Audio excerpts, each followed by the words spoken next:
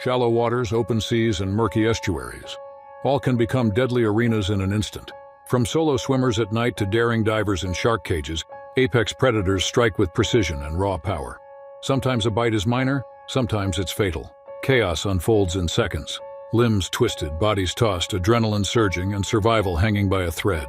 These incidents show how quickly curiosity, sport, or routine can turn into life-and-death encounters beneath the surface.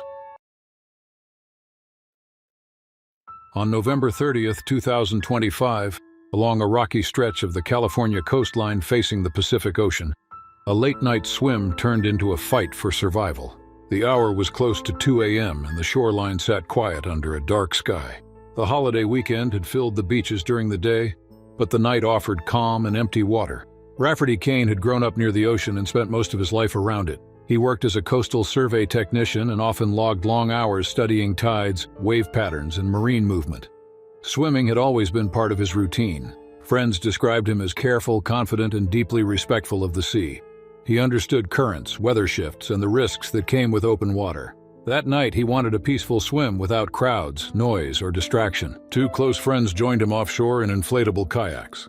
They stayed nearby to provide light support and keep watch as he entered the water. The group chose the location for its rough beauty and clear access to deeper water. Jagged rocks lined the coast, and the ocean floor dropped sharply just beyond the shallows. The water felt cold and heavy as Rafferty moved forward, his arms breaking the surface in slow, steady strokes.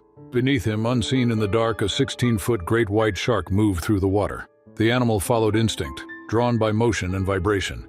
Each splash sent signals through the sea. The shark rose silently from below, closing distance without sound or warning. In a sudden burst, the animal lunged upward. Its jaws clamped onto Rafferty's calf with crushing force. The impact yanked him under, twisting his body as muscle and tendon tore. Water filled his vision as pain shot through his leg. His arms flailed as he tried to pull free and reach air. The shark's movement spun him sideways, disorienting him in the black water. Above the surface, the kayaks rocked as his friends reacted. They paddled hard, splashing and circling, trying to draw attention away from him. Their movement sent waves across the surface, but they could not reach him or stop the attack. The ocean churned around them as seconds stretched longer than time should allow. Blood spread through the water as Rafferty fought to stay conscious. His strength drained fast, yet instinct kept him moving. He kicked weakly with his uninjured leg, struggling upward as the pressure around his calf tightened. The sea felt endless and cold as the struggle continued, leaving the outcome uncertain as darkness closed in around them. Strength began to fade as water pressed around his body, yet sudden release changed everything. The massive presence pulled away without warning, leaving open space where force had been moments earlier. The ocean stilled enough for Rafferty Kane to rise. His head broke through the surface as he gasped for air, fighting shock and pain, while waves carried him toward the kayaks. Arms reached down as his friends leaned hard over the inflatable sides. Blood stained the water, but movement continued. Rafferty dragged himself upward using his remaining strength, collapsing across the kayak surface. His injured leg hung uselessly, torn and swelling, yet life remained. The shark vanished into darkness, its shape gone as quickly as it arrived. Paddles struck water as both kayaks turned toward shore. The rocky coast loomed ahead, uneven and sharp, but it offered hope. Every stroke mattered. Rafferty stayed conscious through sheer effort as cold and blood loss weakened him. His breathing came fast and shallow while the craft bounced against small swells. Emergency response arrived within minutes after a call reached local services. Trained lifeguards rushed from the beach carrying equipment and lights. They stabilized Rafferty on land, stopping severe bleeding and preparing transport. Sirens cut through the night as an ambulance sped toward the nearest trauma center. Surgeons worked quickly upon his arrival. Damage ran deep through muscle and connective tissue, requiring immediate repair. Doctors focused on saving the limb while preventing infection and further loss. Hours passed before the operation ended. Rafferty survived surgery, though recovery promised a long path ahead. News of the incident spread quietly among coastal authorities. Officials closed nearby waters temporarily and issued safety warnings about night swimming.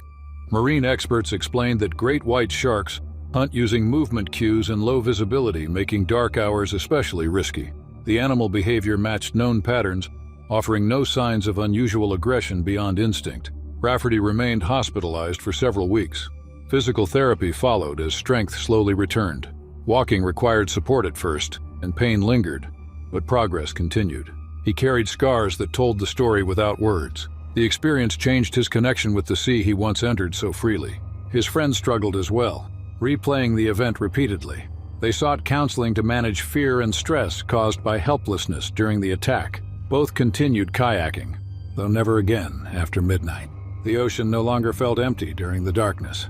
Local lifeguard teams reviewed response timing and rescue steps, finding that preparation and quick action saved a life. The incident reinforced strict safety guidance already in place. Night swims without protective equipment gained renewed scrutiny among coastal communities. Months later, Rafferty returned to the shoreline, though he stayed dry on the sand. He respected the water more deeply now, aware of its power and silence.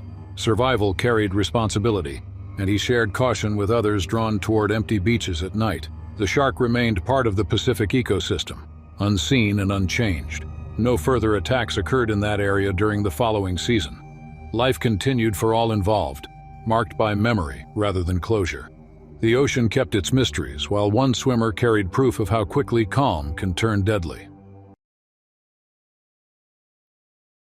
On December 11, 2024, oil rig technician Jasper Caldwell began his shift at a remote northern Australian oil field, surrounded by warm turquoise sea and steel towers rising from it. He grew up near the coast and spent years learning mechanical systems, safety rules, and offshore routines. Co-workers respected his calm focus and steady habits. He often volunteered for inspections during difficult tides and weather because he trusted his training and experience.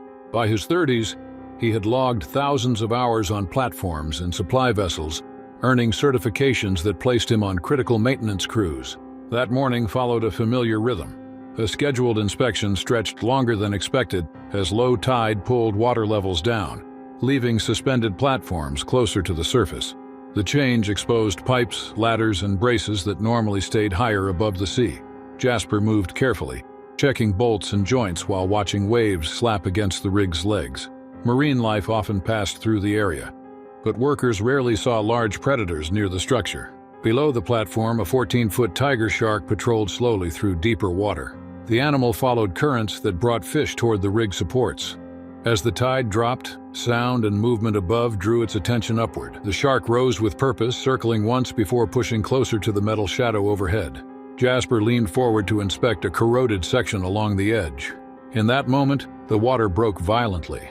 The tiger shark surged upward with sudden force and clamped onto his leg. Its jaws locked as its body twisted, using weight and power to pull him from the platform. The impact shook the structure and sent spray across nearby railings.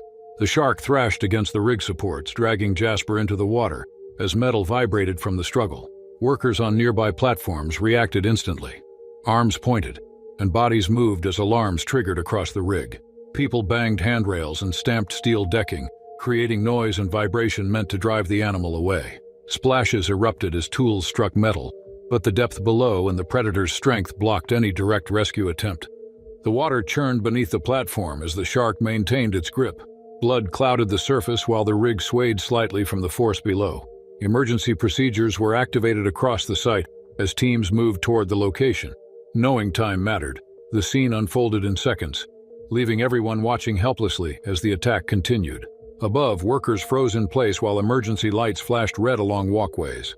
The sea calmed for brief moments, then stirred again. The platform creaked under tension, and the sense of danger spread fast, holding every witness in fearful silence. Waiting time stretched painfully as rescue teams closed the distance nearby. Rescue crews reached the edge within moments. They lowered safety lines and barriers while scanning turbulent water below. The shark finally released its hold and disappeared into the darker depths, leaving silence broken only by waves striking steel. Jasper floated briefly before sinking beneath the surface, motionless from massive trauma. Crews pulled him up using winches and support lines, working with practiced speed despite shock and fear.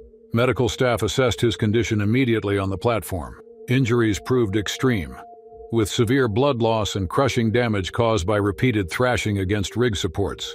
Efforts continued until the protocol required confirmation. Jasper Caldwell was pronounced dead at the scene, marking the first fatal shark incident recorded at that field in decades. Nearby workers stood back as procedures shifted from rescue to control and safety. Operations halted across the installation. Supervisors ordered all personnel away from exposed edges while patrol vessels arrived to monitor the surrounding water.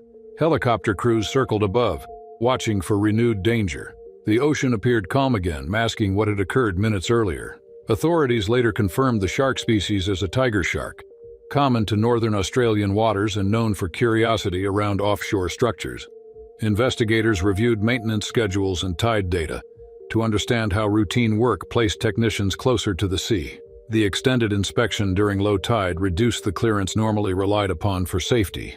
Combined with marine activity and limited visibility below the platform, conditions aligned in a rare and tragic way. Experts noted the animal acted on instinct rather than aggression, following movement and vibration. Coworkers who witnessed the event received immediate support. Many struggled with images of the sudden surge and helpless moments that followed. Counseling teams arrived offshore, helping crews process what they saw and felt. Several workers requested reassignment from platform duties near open water, while others took leave to recover emotionally. Jasper left behind family members who knew his dedication to offshore work. He often spoke about pride in maintaining systems that powered distant cities. His career reflected years of discipline, training, and respect for risk. Colleagues later described him as reliable and careful, someone who followed rules and watched out for others during demanding shifts. In response to the incident, the operating company revised safety measures. New barriers rose along inspection edges, and additional spotters monitored water during low-tide tasks. Schedules had been adjusted to limit exposure when depth dropped below safe margins. Wildlife awareness training expanded, reminding crews of shared space with powerful marine predators. The oil field resumed limited operation days later under stricter controls. The sea returned to its usual rhythm, and the rig stood unchanged against the horizon. Yet for those present, the memory remained vivid. A routine inspection had turned fatal within seconds, leaving a lasting reminder of nature's strength and the risks faced by those working above open water. Regulatory agencies began reviewing offshore safety guidelines across the region, using this event as a case study for risk management. Industry leaders emphasized respect for marine environments and constant vigilance during coastal operations. The loss reinforced lessons about preparation, teamwork, and limits of human control in remote waters, where natural forces dominate daily work and demand humility from everyone involved at sea. And ongoing improvements aimed at preventing similar tragedies in future offshore projects worldwide without delay or compromise ever again.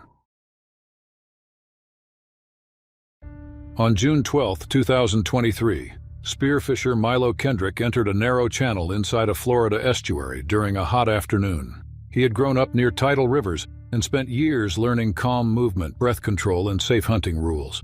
Friends knew him as careful and patient. He worked regular jobs during the week and trained on weekends, building strength through swimming and freediving drills. Milo respected wildlife and followed size limits. He never chased danger. He studied tides, weather, and fish habits before each trip. The estuary looked quiet from the surface. Muddy water slid between mangrove walls and tangled roots. Silt hung thick in the channel and blocked sight beyond a few inches. Fallen branches and roots formed traps below. Milo entered slowly and kept his spear close. He searched for snapper that hid near the structure. Each kick stirred clouds of sand. Small fish scattered ahead of him. A dive partner stayed above in a kayak. The partner watched the bubbles and kept their position to assist. The narrow waterway funneled sound and movement. Every strike against rock or root sent shock through the channel. Disturbed fish flashed and fled. Blood from a minor scrape drifted unseen. A bull shark moved through the estuary at that time. The animal measured nearly 10 feet and used the channel as a patrol path. Murk favored the hunter. Vibrations from the spear and fleeing fish drew its attention. The shark angled upward from below without warning. Milo felt pressure before pain. The jaws closed around his calf and crushed neoprene and muscle. The force twisted his body and slammed him into a submerged root. Silt exploded and erased all light. Water filled his mask. His spear jammed against wood. The shark shook once and held firm. Above, the kayak rocked as the partner reacted. Paddling turned frantic. Hard splashes struck the surface to break focus. The narrow space trapped sound and amplified chaos. Milo kicked with his free leg and grabbed roots to stop the spin. Blood flowed fast and clouded the water. The shark thrashed and adjusted its grip. Time slowed as strength faded. Milo kept hold and fought panic. The partner closed the distance and continued splashing near the bite zone. The shark paused, shifted, and circled tightly within the channel. Mud swirled and hid everything. Milo waited for release while clinging to the root, knowing the next seconds would decide survival. Pain pulsed through his leg and drained warmth from his body. The kayak scraped close as splashes echoed again.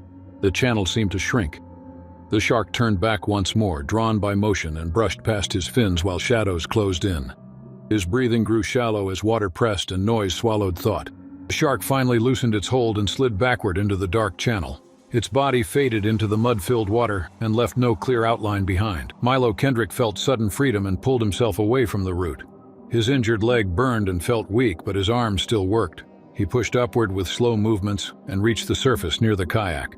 The partner leaned low and steadied the boat. Milo grabbed the side and lifted his chest out of the water. Blood streamed from his torn calf and ran down into the channel. The partner pulled him closer and helped him climb partly onto the kayak. Milo kept pressure on the wound using both hands. His body shook from pain and fear, but he stayed aware. The kayak turned toward open water and moved fast. The narrow passage felt longer than before. Every splash sounded loud. Milo watched the surface and expected the shark to return, but nothing followed. Mangrove roots slid past as the boat reached a wider stretch of water. The partner paddled without stopping until the shoreline came into view. Emergency help arrived soon after. Responders lifted Milo and placed him on a stretcher. They wrapped his leg tightly to slow bleeding and checked his breathing. He stayed awake during transport and focused on staying still. The ride to the hospital felt long, but his condition stayed stable. Doctors met him at the entrance and moved him inside. They cleaned the wound and checked damage to muscle and bone. The bite had torn deep tissue but missed major arteries. Surgeons worked quickly to repair the injury and prevent infection. Hours passed before the procedure ended. Milo survived the attack and remained under care for several days. Recovery brought physical and mental weight. Walking became slow and painful. Sleep came hard due to memories of pressure and darkness. The estuary stayed in his thoughts. Doctors and therapists guided him through healing. Family members stayed close and helped with daily needs. His strength returned little by little. The incident left a lasting mark. Milo no longer entered murky channels or hunted near tight roots. He studied safety again and shared lessons with others who spearfished. He learned how fast, calm water could turn dangerous. The bull shark continued its natural patrol through the estuary, unseen and unchanged. Local wildlife officials reminded the public that bull sharks often move through shallow coastal systems. These animals hunt fish disturbed by activity and rely on limited sight in muddy water. Encounters happen without warning. The estuary remained open and nature followed its own rules. Milo eventually returned to the water in safer areas. He chose clear zones and maintained a distance from heavy structures. The attack reshaped his respect for the environment. Survival gave him patience and caution. The memory stayed sharp, but life moved forward with new care and awareness. On April 14, 2021, a shark diving trip began off the cold coast of Gansby, South Africa, under rough conditions. Declan Ward, a tourist known for his love of the ocean, had traveled there after years of saving money and planning.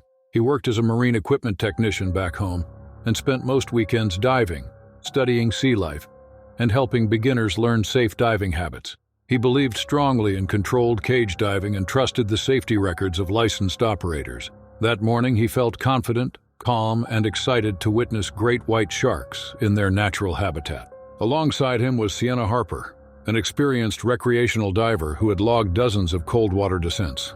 She worked as a fitness trainer and trained regularly for endurance, which made her comfortable in harsh seas. She joined the dive to face a lifelong fear of large predators and believed structured exposure helped people respect nature rather than fear it. Both of them prepared carefully, checked their gear twice, and followed instructions without hesitation. The sea showed little mercy that day.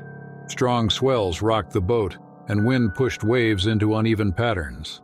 Thick sediment floated in the water, cutting visibility down to a few feet. The crew lowered the steel cage beside the vessel while chum drifted outward, forming a scent trail.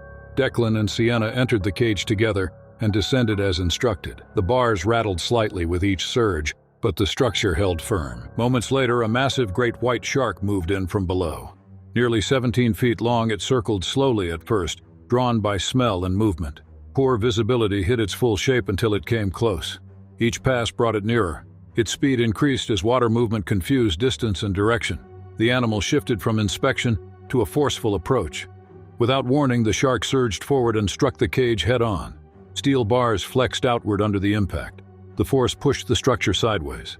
Declan leaned instinctively toward the opening while trying to regain balance. In that instant, the shark clamped onto his shoulder. Its jaws closed with crushing strength. pulling part of his body through the bent bars. Inside the cage, panic spread fast. Sienna reacted immediately, striking the metal and using every movement possible to distract the predator. The guide joined in from outside, adding vibration and noise. The shark did not release. Its power overwhelmed the cage design as waves rocked everything harder. Above, crew members rushed to prepare emergency lifting gear. Seconds stretched unbearably long. The shark finally let go and moved off as the cage rose toward the surface. Water filled with blood as the team pulled Declan free. His body showed severe trauma, and his movement slowed rapidly. The boat crew worked fast, knowing time mattered, while the sea continued to churn around them. Rescuers lifted the injured diver onto the deck as the vessel turned toward shore. Medical supplies came out immediately, and trained staff began life-saving efforts despite heavy motion. The wounds proved devastating. Massive tissue damage and blood loss overwhelmed every attempt to stabilize him. Within minutes, his condition declined beyond recovery. The crew continued care until professional help became reachable, but survival was no longer possible. Other divers remained shaken inside the cage area. Some suffered minor scrapes from metal contact during the violent impact, yet none faced serious harm. Their presence later helped explain the sequence of events because they observed the entire encounter from close range. They described the shark movement as sudden and forceful, consistent with predatory investigation behavior intensified by chum and low clarity. The boat reached land as fast as conditions allowed. Emergency teams met the group and confirmed the death shortly after arrival. Authorities documented the incident, recording environmental factors such as swell height, water temperature, and visibility. Officials temporarily suspended shark cage operations nearby to review safety procedures and equipment integrity. In the days that followed, marine experts examined the damaged structure. Bent bars showed how extreme force compromised spacing. Specialists concluded that poor visibility and strong current likely contributed to the animal misjudging distance. Investigators emphasized that great white sharks rely heavily on movement and contrast, which can lead to accidental contact during cage interactions. News of the fatality spread quickly through diving communities worldwide. Many expressed grief and concern, especially because regulated cage diving carries an expectation of controlled risk. Operators across the region reviewed protocols, adjusting cage placement depth and limiting descents during rough seas. Several companies reduced chum use to lower stimulation during low clarity periods. Family members received support from local authorities and the tour company. Travel arrangements and formal processes moved forward quietly. Those who survived carried lasting effects. Sleep became difficult, and open water triggered anxiety for some participants. Counseling services later assisted several witnesses who struggled with repeated memories of the moment. The incident also affected public discussion around wildlife tourism. Conservation groups reminded audiences that apex predators act on instinct rather than intent. Experts stressed that human activity within natural habitats always carries danger, even with safeguards. They urged a realistic understanding rather than fear-driven reaction. Shark activity near Gansbai continued afterward without further attacks linked to cage diving that season. The animal involved likely moved through the area as part of normal migration patterns. No effort was made to track or remove it, aligning with established conservation policy. For those present that day, the experience reshaped their relationship with the ocean. Some chose never to dive again. Others returned later with stronger caution and respect. The event served as a reminder that nature remains unpredictable and safety systems have limits. The loss left a permanent mark, reinforcing the importance of responsibility, preparation, and humility when entering wild environments. Long-term reviews followed across regulatory bodies. Training modules updated risk assessment criteria. Weather thresholds tightened. Crew drills increased frequency. Educational briefings expanded for guests. Memorial actions honored the victim respectfully without spectacle. The coastal town reflected quietly on shared loss. Operations resumed later under stricter oversight, acknowledging limits while continuing conservation-focused tourism. Community healing required time, patience, support, learning, balance, respect, awareness, and accountability. On June 20, 2024, warm sunlight spread across shallow water near a coral reef in the Bahamas, where clear tides revealed bright fish moving between stone ridges. Lena Cross arrived early that morning with friends during a calm holiday stop. She grew up near lakes in the Midwest and spent years learning open water, swimming, snorkeling basics, and safe boating. College studies in environmental science shaped her respect for marine life, and volunteer beach cleanups became a regular habit. Travel filled her free time, and she preferred quiet shores over crowded resorts. Confidence came from preparation, yet curiosity often guided her choices. The group anchored near the reef because gentle waves allowed easy wading. Small fish gathered around their legs, and the scene felt peaceful. A 6-foot Caribbean reef shark hunted farther along the coral, following scent trails left by feeding fish. Such sharks often moved through shallow zones while searching for easy meals. Sudden motion sometimes drew attention, especially when the water turned lively. She stepped forward until water reached her knees, holding a waterproof camera steady while balancing on uneven sand. Sun glare flashed across the surface as she adjusted her position. A quick splash followed, then another as footing slipped near coral rubble. The movement sent pulses through the water. Nearby fish scattered, and the hunting animal shifted direction. Without warning, the shark surged from the reef. Its body cut through the clear shallows in a fast line. Teeth met her ankle with force, and the bite tore skin and muscle in one sharp motion. Pain struck instantly. She lost balance and fell backward, sending more water flying. Blood clouded the surface, mixing with sand and bubbles. A friend reacted at once, gripping her arm and pulling her towards slightly deeper water. The helper waved a paddle and slapped the surface to draw attention away from Lena's injured leg. The shark circled once, driven by instinct and confusion, then slowed. The splashing continued, creating noise and motion away from her body. Tense seconds passed as the animal assessed the scene. The reef offered cover and the shark turned back toward coral shadows. Water calmed, though fear lingered. Lena remained conscious, holding herself still while the friend kept watch. The group prepared to move, knowing danger could return at any moment as the sea settled around them. Currents shifted lightly, brushing the wound with a cold sting. Breathing stayed measured as hands pressed above the injury to slow the loss. The paddle hovered ready, eyes scanning ripples for sudden shapes. No one spoke. Every second stretched, and the reef seemed closer, darker, and unpredictable, holding the silence before the next move. Threat lingered nearby as shallow light faded and focus tightened. Movement finally slowed across the surface as the animal disappeared into coral gaps. The helper maintained motion with the paddle for several moments, ensuring the distance grew. Once the area felt safer, hands guided the injured swimmer toward the anchored boat. Water depth increased gradually, easing pressure on the damaged limb. Careful steps prevented slips while others scanned the surroundings for returning shapes. No further disturbance appeared and the reef stayed still. Blood loss remained the biggest concern for Lena. Pressure stayed firm above the wound as the group reached the vessel. A towel was wrapped tightly around Lena's ankle, soaking quickly but holding. Her legs were lifted onto the deck to reduce strain. Her breathing steadied even as shock threatened. Her skin grew pale and her muscles trembled from pain. Support came through swift action rather than words. The engine started without delay and the boat turned toward shore. During the ride, attention stayed fixed on the injury. Water rinsed away sand while pressure never eased. Bruising spread upward, darkening skin around torn tissue. Despite fear, awareness stayed clear. The animal never returned and the waves remained gentle. The shoreline grew closer, bringing relief mixed with worry about lasting harm. Once docked, emergency help took over, moving with practiced speed. Medical teams treated the wound soon after arrival. Cleaning removed debris, and careful work closed torn skin. Muscle damage required stitches and close care. Swelling marked the force of the bite, and bruises covered much of the lower leg. Doctors confirmed survival without lasting loss due to fast response and shallow depth. Infection risk remained, so medicine followed. Lena's recovery would demand rest and patience. News of the incident spread among visitors and locals alike. Marine specialists later explained behavior patterns linked to such encounters. Caribbean reef sharks often feed near coral edges, especially when fish gather. Sudden splashing can appear like injured prey. Shallow water offers no safety barrier when movement attracts attention. Calm seas can hide danger when instincts rule.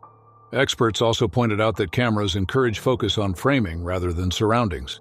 Even small motions can trigger curiosity or attack. Wading near reefs increases risk, particularly during feeding times. Education efforts stress awareness, slow movement, and respect for wildlife. Encounters remain rare, yet caution saves lives. Healing progressed over weeks for Lena. Pain faded slowly, replaced by stiffness and fading marks. Walking returned before her confidence did. The experience changed Lena's future choices, encouraging greater distance from feeding zones and increased caution near reefs. Travel continued for her, though her habits shifted toward guided outings and a deeper respect for nature's limits. Friends involved carried a lasting memory as well. Quick thinking prevented greater harm, reinforcing the value of calm action under pressure. The event highlighted how small decisions affect outcomes. No blame followed, only lessons shared quietly. Marine authorities reviewed the area, posting reminders about safe behavior near wildlife. No removal occurred since the animal acted on instinct. The reef remained part of a living system, unchanged by one encounter. Visitors resumed normal activity with renewed awareness. The sea returned to its steady rhythm, hiding traces of the struggle beneath sunlight and tide. Coral fish swam freely again, and currents carried away signs of blood. The incident closed with survival, scars, and understanding rather than loss. The brief attack ended quickly, leaving behind caution, respect, and the reminder that wild spaces demand attention at every step. It was March 18, 2025, along the southern coast of South Africa, near a working pier used by small boats and local crews. Jared Mills had built his life around the ocean. He grew up swimming in rough water, learned free diving in cold seas, and earned respect for calm control below the surface. By his early 30s, he worked on marine film projects, helping crews capture close views of wildlife without cages or tanks. He trained daily, held his breath for long minutes, and trusted his skill more than luck. On this trip, Jared worked with a small filming team studying shark movement around man-made structures. One of the crew members, Talia Voss, handled surface safety and watched divers from above. She had years of experience tracking bubbles, timing dives, and scanning for danger near piers. The pier itself stood on thick wooden pilings, dark with age, and waves pushed sand back and forth beneath it. Each surge lifted clouds of fine grit, turning the water a dull brown. Jared planned a risky underwater move to pass beneath the pier through a narrow, submerged gap. He believed the tight space would make the shot feel intense and real. The sea that morning stayed restless, and the stirred sand cut visibility to just a few feet. Shapes blurred quickly and shadows shifted without warning. As Jared slipped under the pier, his fins brushed the bottom and sent more sand into the water. He pulled forward with steady kicks, arms close to his body. Nearby, a large sand tiger shark moved slowly between the pilings. The animal measured nearly 10 feet and followed a routine path, using the structure as cover while patrolling for fish. The sudden movement beneath the pier broke that pattern. Jared adjusted his position to clear the gap, and one arm swung wide to keep balance. In the murky water, the shark reacted to the motion instead of the shape. It turned fast, driven by instinct, and closed the short distance without warning. In the clouded water, the animal struck Jared Mills with sudden, terrifying force. Its powerful jaws clamped around his lower leg, gripping the calf with sharp, slicing teeth that tore through skin and muscle. Pain exploded through his body, so intense it threatened to shatter his focus. Blood spread quickly into the murky water, swirling with sand and shadow, staining everything in a dark haze. The animal held on for a tense, agonizing moment, shaking slightly as raw instinct took control, its movements fierce and unrelenting. Jared reacted without thought. He pulled his leg back and kicked hard with the other, twisting his body to break free. His movements stirred more silt, further confusing the space. Above, Talia Voss sensed immediate danger from the violent motion below. She reacted fast, slapping the surface again and again with her hands and fins. The noise and vibration traveled downward through the pilings. The sudden disturbance shifted the animal's attention. The shark released its grip and turned away, startled by the unexpected chaos above. It moved back toward open water, circling once before slipping beyond the pier supports. Jared's chest heaved, every inhale sharp and ragged, as adrenaline coursed through him. Talia reached down instinctively, her eyes scanning the murky water to confirm the danger had truly passed. Slowly, the tension in the water eased, leaving only the lingering tremor of fear and relief. Jared fought through the pain and pushed toward the ladder fixed to the side of the pier. His leg felt weak, and warm blood continued to trail behind him. Each movement required effort, as strength drained quickly. He reached the metal rungs and climbed using arms more than legs. By the time he pulled himself out of the sea, his body shook from shock and loss of blood. The crew rushed to help once he reached the deck. They applied pressure to the wound and kept him still while monitoring his condition. The injury showed deep punctures and torn flesh, but the bone remained intact. Emergency services transported him to shore where medical staff treated the damage and stopped further bleeding. Surgeons cleaned the wounds carefully to prevent infection. Jared survived, but the experience left a mark far beyond the scars on his leg. Recovery took weeks, and movement remained limited for months. He required therapy to regain strength and confidence in the water. Though his body healed, the memory of the sudden attack stayed clear in his mind.